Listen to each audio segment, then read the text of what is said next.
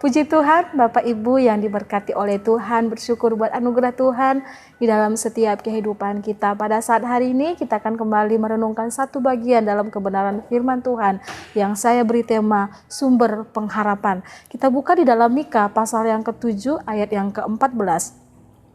Mika pasal yang ke-7 ayat yang ke-14, firman Tuhan sana dikatakan, gembalakanlah umatmu dengan tongkatmu, kambing domba milikmu sendiri yang terpencil mendiami rimba di tengah-tengah kebun buah-buahan, biarlah mereka makan rumput di basan dan geleat seperti pada zaman dahulu kala. Puji Tuhan, Bapak Ibu yang diberkati oleh Tuhan, ini adalah tulisan doa dari seorang nabi yang bernama Mika. Pengharapan berarti menantikan jawaban dan pertolongan dari Tuhan dengan tekun dan sabar. Itu adalah pengharapan, yaitu menantikan jawaban dari Tuhan, pertolongan daripada Tuhan dengan penuh kesabaran.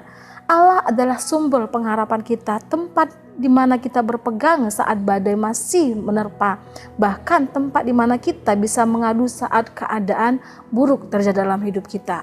Bapak Ibu yang diberkati oleh Tuhan, pengharapan kita hanya di dalam Tuhan. Dan hal ini yang dialami, yang disadari oleh Nabi yang bernama Mika di tengah-tengah kondisi bangsa yang penuh dengan dosa, di tengah-tengah kondisi bangsanya yang meninggalkan Tuhan, yang hidup sekehendak mereka, moral bangsanya yang begitu hancur. Dia punya pengharapan di dalam Tuhan sehingga dia mengadukannya kepada Tuhan.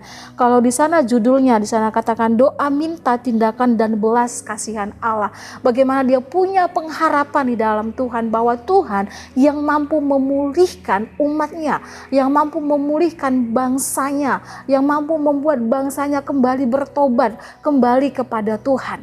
Karena apa? Bapak Ibu yang diberkati oleh Tuhan, Tuhan adalah sumber pengharapan di dalam setiap kehidupan kita. Hal ini yang disadari oleh Mika.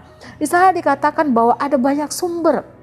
Di sana katakan bahwa sumber kita, sumber pengharapan dan kepercayaan kita hanya di dalam Tuhan, hanya di dalam Dia. Karena apa? Di bagian pertama nomor 1 di ayat yang ke-14 tadi saya sudah bacakan bahwa gembalakanlah umatmu, dengan berarti bahwa gembala Tuhan adalah gembala yang penuh kasih. Allah adalah sumber pengharapan karena Dia adalah gembala yang penuh kasih. Hal ini yang disadari oleh Mika, sehingga dia berkata kepada Tuhan, gembalakanlah umatmu, gembalakanlah kawanan dombamu. Dia berkata bahwa Israel, umat pilihan adalah seperti domba dan Tuhan adalah gembala. Dia berkata, Tuhan gembalakan kembali umatmu, dan biarlah domba milikmu sendiri mendiami tempat-tempat rimba. Saya katakan biarlah mereka di tengah-tengah kebun buah-buahan, biarlah mereka makan rumput di basan dan geleat seperti zaman dahulu kala. Seperti halnya ketika mereka keluar dari tanah Mesir, bagaimana Allah memimpin mereka seperti seorang gembala memimpin dombanya. Domba-domba tidak akan dibiarkan lapar, tidak akan dibiarkan diserang oleh binatang buas.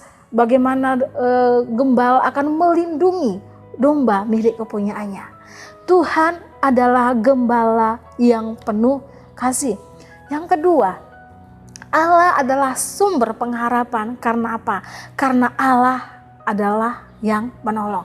Allah menolong. Di ayat yang ke-15 di sana katakan, seperti pada waktu engkau keluar dari Mesir, dan perlihatkanlah kepada kami keajaiban. Sangat dikatakan dia minta Tuhan perlihatkan kepada kami. Dengan kata lain bahwa Allah adalah sumber pengharapan. Allah adalah sumber pertolongan bagi setiap umat-umat Tuhan yang membutuhkan pertolongan, yang membutuhkan bantuan. Hanya Tuhan adalah Tuhan yang ajaib, yang mampu menolong dalam kondisi dan keadaan apapun. Bahkan firman Tuhan mengatakan apa yang tidak pernah terlintas dalam pikiran kita, apa yang tidak pernah kita bayangkan, bahkan masalah sesulit apapun yang kita alami, yang kita berkata ini tidak mungkin selesai, saya tidak punya jalan keluar. Tapi sana dikatakan Allah adalah sumber penolong. Allah adalah menolong setiap kehidupan kita. Allah yang menolong umatnya. Allah yang menolong bangsa Israel. keluar dari tanah Mesir sampai kepada tanah perjanjian. Bagaimana Allah menyertai mereka, bagaimana Allah menolong memelihara setiap kehidupan mereka. Allah adalah sumber pengharapan. Karena apa? Allah dengan kasih yang mengampuni. Allah dengan cintanya mengampuni. Di ayat yang ke-18 di sana dikatakan, di ayat yang ke-18, siapakah Allah seperti engkau yang mengampuni dosa? Bapak Ibu yang dikasih oleh Tuhan, siapakah seperti engkau yang mengampuni dosa dan yang memaafkan pelanggaran dari sisa-sisa miliknya sendiri, yang tidak bertahan dalam murkanya untuk seterusnya, melainkan berkenan kepada kasih setia. Di sana dikatakan, siapakah seperti engkau yang mampu mengampuni dosa? Allah adalah Allah yang penuh kasih, yang mengampuni. Siapakah Allah seperti engkau? Memiliki arti Allah penuh belas kasihan dan anugerah. Kalau di ayat yang ke-18 bagian B di sana dicatatkan, Tuhan tidak bertahan dalam murkanya untuk seterusnya, melainkan berkenan kepada kasih setia. Kasih setia dipakai berhubungan dengan Tuhan Allah sendiri dalam arti kasih perjanjian. Bapak Ibu yang dikasih oleh Tuhan, Allah adalah Allah yang penuh kasih. Allah juga Allah yang adil. Setiap pelanggaran umatnya pasti mendapatkan konsekuensi, pasti mendapatkan hukuman. Tetapi di tengah-tengah hukuman yang diberikan kepada umatnya, ada belas kasihan Allah di sana. Ada kasih Allah yang besar. Karena apa?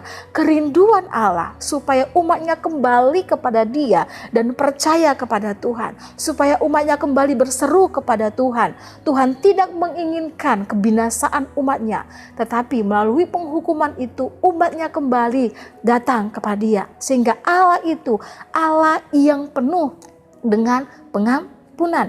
Yesaya 55 ayat yang ke-7 di sana dikatakan, baiklah orang fasik meninggalkan jalannya dan orang jahat meninggalkan rancangannya. Baiklah ia kembali kepada Tuhan, maka Dia akan mengasihaninya, dan kepada Allah kita, sebab Ia memberi pengampunan dengan limpahnya. Allah memberi pengampunan bagi anak-anak Tuhan yang mau bertobat dan kembali datang kepada Tuhan. Yang keempat, Allah adalah sumber pengharapan. Karena apa? Allah dengan kuasa menebus. Di ayat yang ke-19, biarlah Ia kembali menyayangi kita, menghapuskan kesalahan-kesalahan kita, dan melemparkan segala dosa kita ke dalam tubir-tubir laut. Allah adalah penebus. Bapak Ibu yang dikasih oleh Tuhan, kata Ibrani yang diterjemahkan dalam menghapus berarti menginjak. Dengan kata lain, seperti penakluk yang menginjak musuh-musuhnya dengan mengalahkan dan membinasakan mereka, demikianlah Tuhan akan menaklukkan dosa mereka. Dan pengampunan Allah yang ditunjukkan dalam Nabi Mika ini adalah pengampunan yang radikal, yaitu sangat besar. Pengampunan yang Tuhan tunjukkan di sini adalah pengampunan yang sangat besar bagi setiap umat-umat Tuhan. Bapak Ibu yang dikasih oleh Tuhan, seperti yang saya sampaikan tadi, Allah itu Allah yang menolong, Allah itu Allah yang mengampuni, tetapi Allah itu Allah juga yang menebus. Setiap kesalahan pasti punya konsekuensi. Tetapi di tengah-tengah masalah, di tengah-tengah penghukuman yang Tuhan berikan, ada kasih Tuhan, dan Tuhan Allah yang menebus. Sama seperti setiap kehidupan kita, Allah yang menebus kita dari lubang kebinasaan. Kita yang berdosa, kata firman Tuhan, kita anak-anak Tuhan, kita adalah manusia yang berdosa di hadapan Tuhan, yang tidak layak di hadapan Tuhan. Tetapi karena kasih setia Tuhan, ada pengharapan dalam hidup kita, bahwa kita karena kematiannya di kayu salib, kita punya pengharapan bahwa setiap orang yang percaya kepada Tuhan dan menerima Tuhan Yesus sebagai Tuhan dan Juru Selamanya, dia akan memperoleh kehidupan yang kekal. Karena apa? Pengampunan yang diberi. Karena apa? Penebusan yang dikerjakan Yesus di atas kayu salib. Kita yang tidak layak dilayakkan oleh Tuhan. Itulah kasih terbesar yang Tuhan nyatakan di dalam setiap kehidupan kita sebagai anak-anak Tuhan. Dia Allah yang menebus. Yang kelima, Allah adalah sumber pengharapan. Karena apa? Allah dengan kesetiaan yang kekal. Allah adalah kesetiaan yang kekal. Ayat yang ke-20. Kiranya engkau menunjukkan setiamu kepada Yakub dan kasihmu kepada Abraham, seperti yang telah kau janjikan dengan bersumpah kepada nenek moyang kami sejak pada zaman purba kala. Saya dikatakan kalau dalam Galatia 3 ayat ke-29, dan jikalau kamu adalah milik Kristus, maka kamu juga adalah keturunan Abraham dan berhak menerima janji Allah.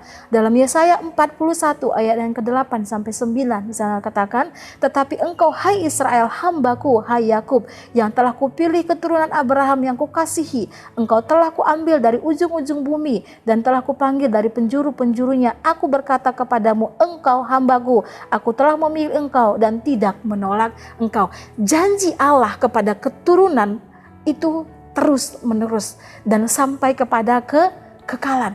Janji Tuhan kepada kita pun sampai kepada kekekalan.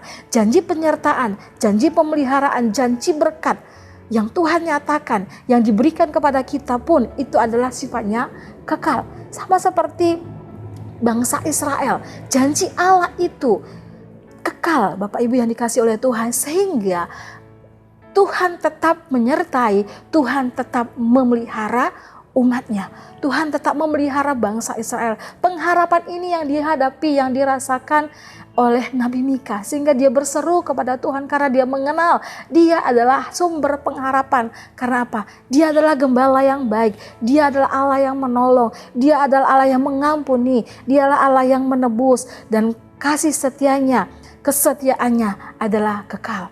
Kita buka dalam Mazmur pasal 103 di ayat yang ke-6 sampai dengan ayat yang ke-13, saya bacakan.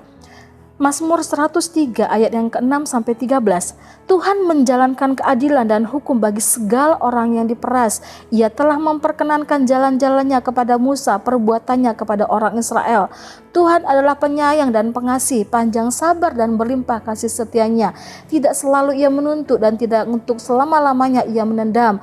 Tidak dilakukannya kepada kita setimpal dengan dosa kita, dan tidak dibalasnya kepada kita setimpal dengan kesalahan kita. Tetapi setinggi langit di atas bumi, demikianlah besarnya kasih setianya atas orang-orang yang takut akan Dia.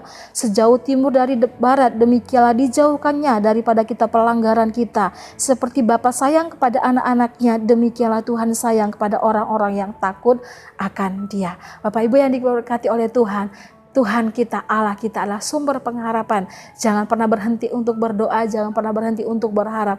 Tetap berharap kepada Tuhan, karena Allah itu adalah yang penuh kasih, yang mengampuni, yang menebus segala setiap kehidupan kita. Puji Tuhan, Tuhan Yesus memberkati kehidupan kita. Kita berdoa.